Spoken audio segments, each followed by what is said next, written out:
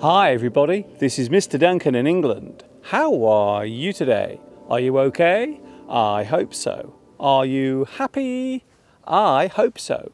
In today's lesson, we are going to take a look at something we all feel, something we can all perceive in one way or another, something which can appear as one thing, but in fact be another. It can be twisted and manipulated. It exists around us through sight and hearing, and inside us through our emotions. Today we are going to talk about reality.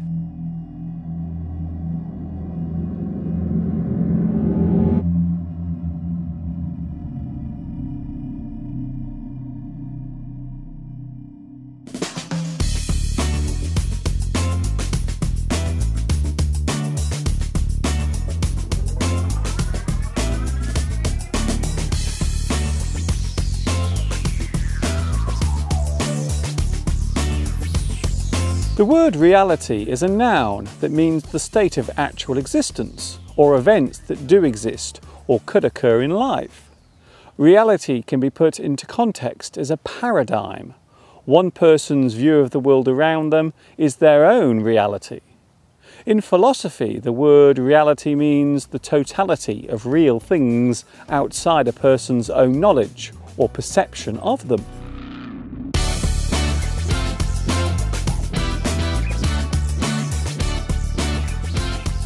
What is reality?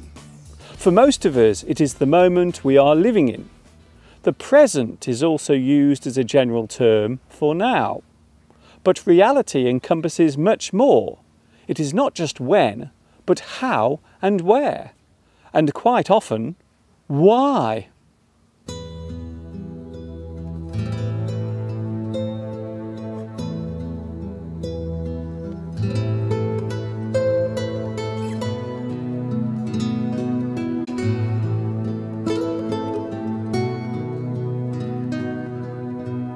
There is a well-known phrase which originated in Latin. I think, therefore I am.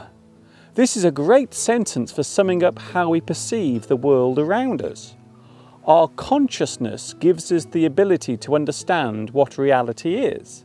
It is our awareness of the here and now that enables us to realise it exists at all. I think, so I must be.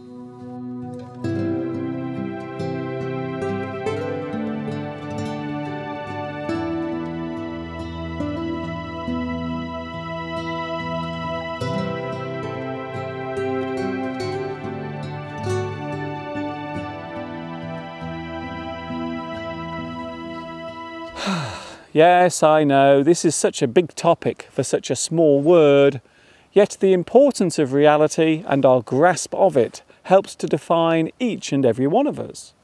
The simplest way of showing the concept of reality is through one of our five senses. Besides the ability to see and hear things, the most intense way of connecting with reality is through the sense of touch. When you hold something in your hand, you make a connection with it. It becomes real. It is tangible. It can be touched. For those who have lost their sight, the sense of touch is an important link with the outside world.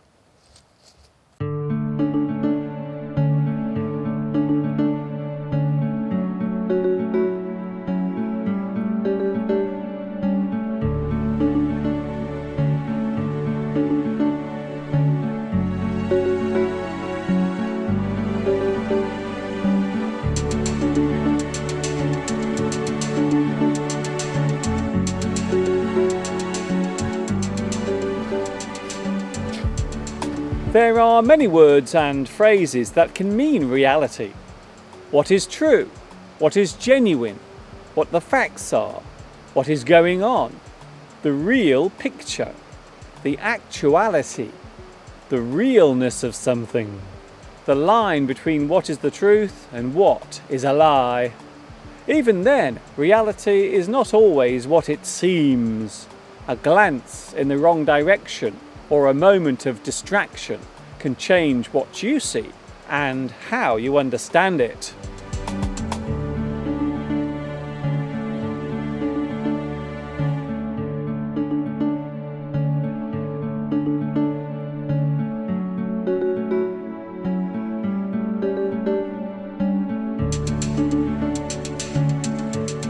There is a phrase in English, seeing is believing.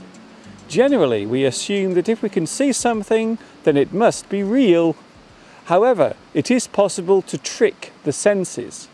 Reality can be distorted. This is very true when it comes to showing events after they have occurred. Television has a habit of showing us things that have occurred, but not always as they happened. The use of video editing can sometimes distort reality.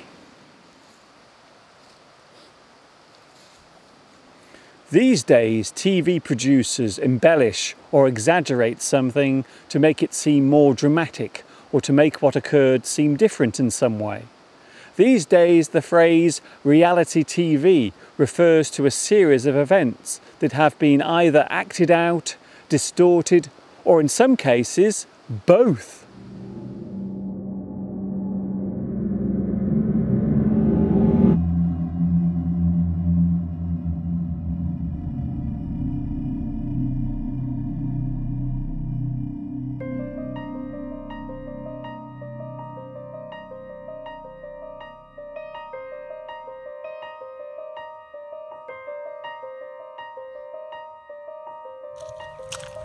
If I didn't know any better, I would say that there is rain on the way.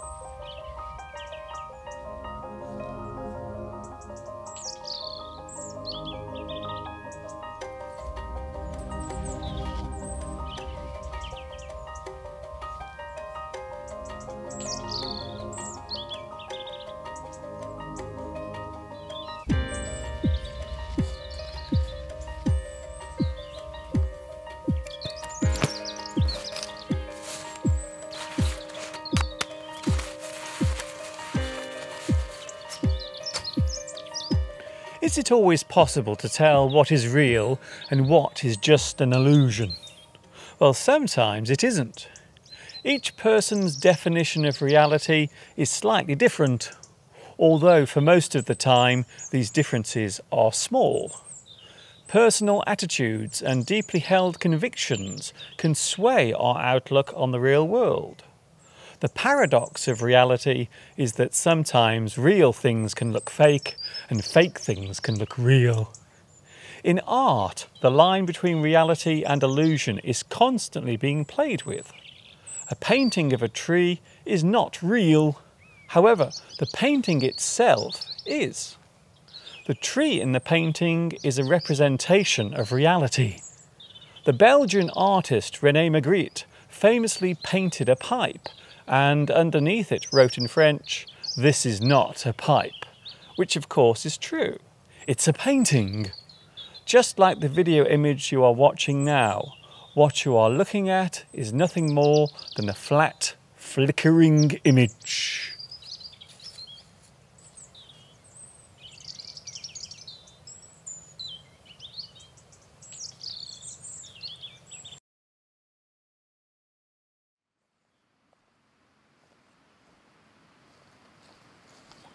We can use real or really to show that we genuinely enjoyed something, or that we deeply appreciated someone's action.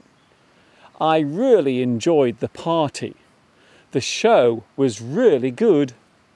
We're going to have ourselves a real good time.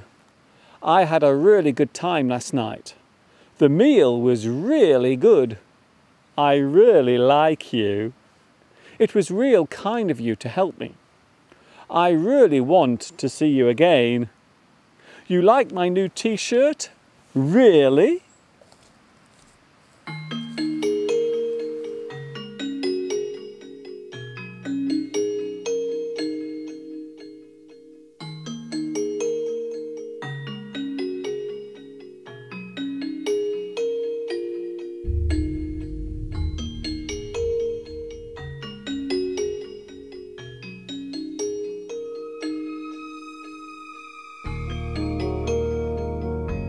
What you can see now is called a ford. It is a point where a stream or river can be crossed on foot by wading through it, or by crossing it on horseback or in a car. Even though it is quite shallow here, it is still possible to be swept away by the flowing water. At times, the water depth here can be measured in feet rather than inches.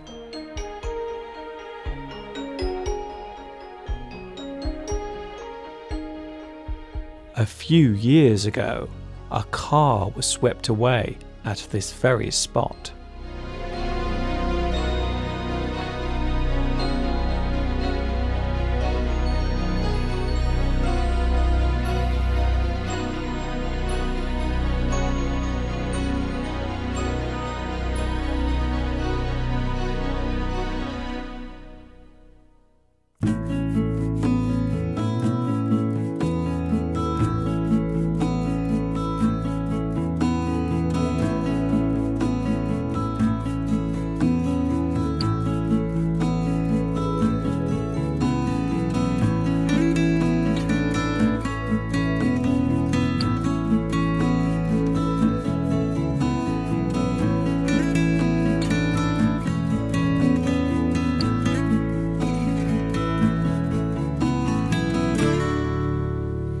It is possible to believe that something is real when it is not.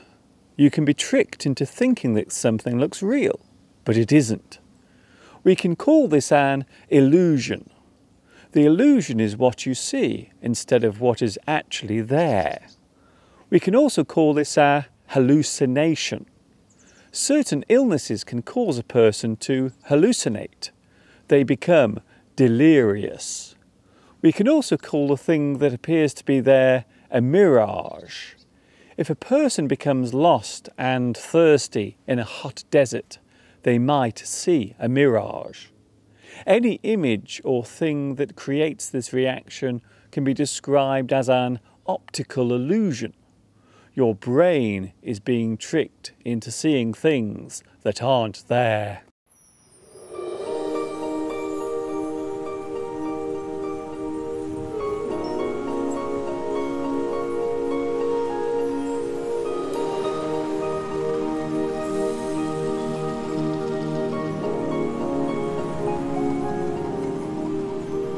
Reality is what happens when no cameras are around. Reality is what happens when there isn't any sound. Reality is what happens when the room stands bare and cold. Reality is what happens when you realise you're old. Moments that are real quite often passes by. As life's minutiae gets in the way and the everyday trials and tribulations dominate our thoughts, it is easy to lose sight of what is real. Sometimes it is hard to live in the moment when you are worrying about the next bill to fall on your doormat or some other burden that is weighing you down. Thinking too much can be just as bad as thinking too little.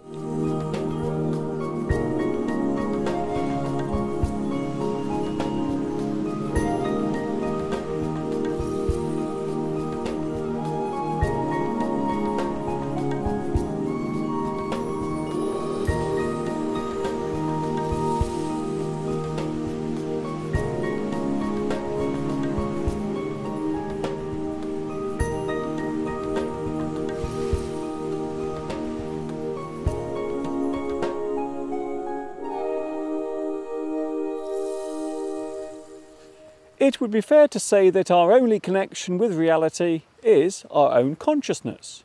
What we can see, hear and touch defines all of us. All that separates each one of us from reality is the blink of an eye. It would be fair to say that generally speaking, reality can be described as subjective. One person's view of something can be completely different to another's. However, the human mind is able to rationalise and make sense of what it is fed. So we are able to function from day to day without going crazy. Well, for most of us, that is.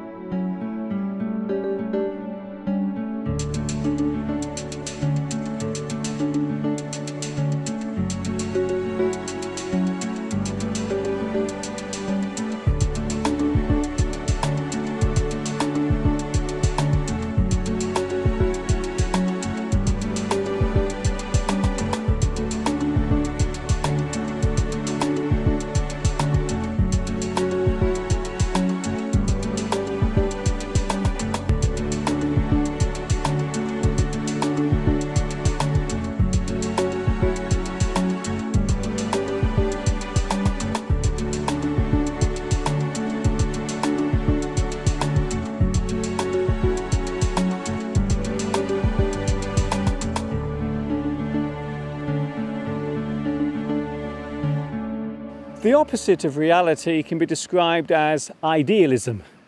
This relates to what we want the world to be like, how we would like things to be. Dreams are a form of idealism. You can dream of a better life or a better world.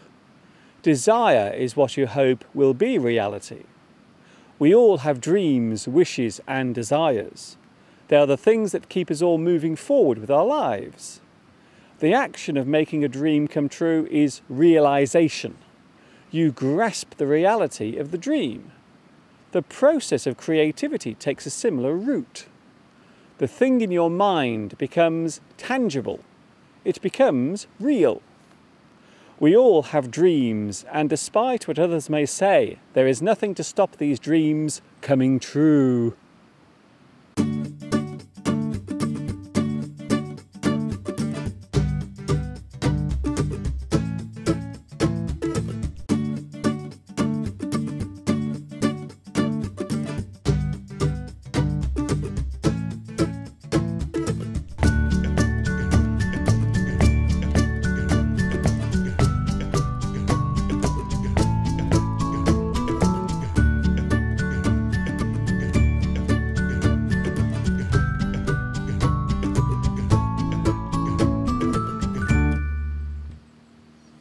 I hope you have really enjoyed today's lesson.